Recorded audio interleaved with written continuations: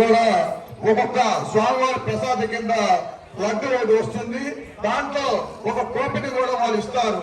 ఈ స్వామివారి కళ్యాణం అయిపోయాక ఒక 5 నిమిషాలు మనము ఆ కోపను తీస్తాము. ఇక్కడ కళ్యాణం వాళ్ళు కూర్చున్న వాళ్ళు కొడితే ఆ కోపనికి అవకాశం ఉంటుంది.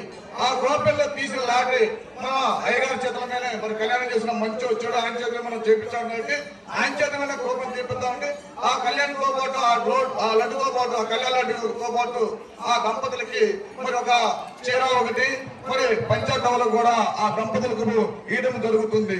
ఒక నిమిషాలు కొద్దిగా ఆ యొక్క కార్యక్రమాన్ని మనం వాళ్ళు వస్తారు తీసుకోవాల్సిందిగా కోరుచున్నాము. నాకు వచ్చిందనుకో, నాకు వస్తే నీకు అవకాశం లేదా గారు, ఎందుకంటే మంచి చెడు ముందే నీకు అప్ప చెప్పాము మేము. ఒక చోట నేను ఒక సామెత ఉంటుంది, పొద్దుగూరు మంచి చెడు అంటుంటారు.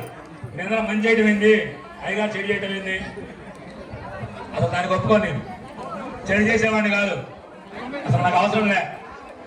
అర్థమైందా? అందుకని మీరు చేయాల్సింది ఏంటంటే అందరూ మంచిగా ఉండాలనుకోవటం ఒకటే మాట. ఎవడన్నా తప్పు చేశాడా వాడి పాపం వాడిది. మీరు తాకి నమస్కారం చేసుకోండి.